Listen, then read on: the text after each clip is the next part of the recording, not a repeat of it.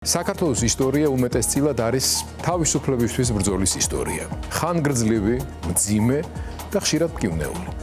26 მაისი კი ის დღეა, როდესაც ჩვენს თავს ვეკითხებით: გავუძელით? გავიმარჯვეთ? ვცხოვრობთ თავისუფალ ქვეყანაში თუ ჯერ ისევ გზაში ვართ?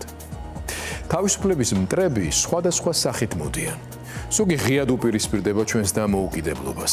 ზოგი უფრო ფრთხილად გვერდიდან უვლის. ტერმინებით თამაშობს, ეკონომიკური უპირატესობებით манипуლირებს, იდენტობის დაკარგვის შიშის დანერგვით ცდილობს ნებისა და წინააღმდეგობის გატეხვას. მაგრამ ყველაზე რთულად ამოსაცნობი და გასანეიტრალებელია მტრის და მტრობის ის ფორმა, რომელიც შიგნით იბუდებს.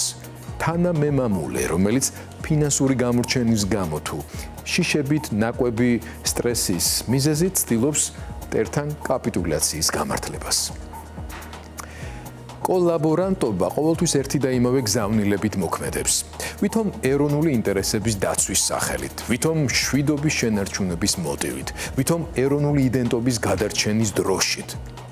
ჩვენს დროებაში ეს იარაღი რუსეთის შხამით ნაზავი, რუსულისავე ფულითა და ტექნოლოგიით ნაკვები უზარმაზარი მორევია, რომელიც თავისუფლების იდეის განდევნას, ეროვნული ღირსების დაკნინებას და საკუთარი ხალხის ნიჰილიზმით ინფიცირებას ცდილობს. ისინი, ვინც მეგობრისადმი ნდობას გვაკარგვინებენ და მოსისხლე მტერს იმედის წყაროდ გვასაღებენ, ცდილობენ დაგვარწმუნონ, რომ ფიზიკური გადარჩენა და მონის სალაფავი უფრო მნიშვნელოვანია ვიდრე თავისუფალი სული, მარადიული თავისუფალი სული.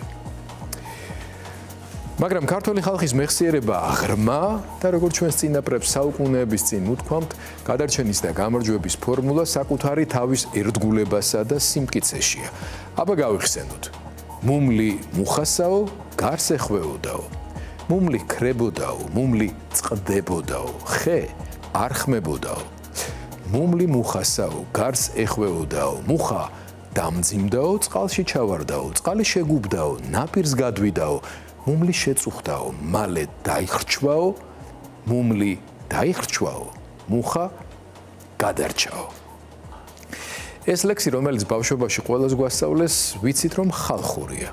ქართველი ადამიანის კოლექტიური და ინდივიდუალური სიბრძნე და გამოცდილება ამბობს, რომ ღირსება და სიმტკიცეა ბოლოს მაინც არა მარტო გადარჩენის, ეროვნული იდენტობის შენარჩუნების და კეთილდღეობის გზაც. 26 მაისი მხოლოდ განვლილი ბრძოლების გახსენება არაა, მომავლის განსაზღვრის შესაძლებლობაა. არჩევანი კვლავ ჩვენს ხელშია, მუხად დავრჩებით თუ ვიქცევით მუმლად, რომელიც საკუთარ სიმსუბუქესაც კი ვერ უძლებს. ამიტომ 26 მაისთან დაკავშირებით დასმულ შეკითხვას გავუძელით? გავიმარჯვეთ თუ ისევ გზაში ვართ? პასუხი ასეთი აქვს: სანამ ვუძლებთ, ვიბრძვით და გზაში ვართ, მანამდე გამარჯვებულები ვართ და ვიქნებით.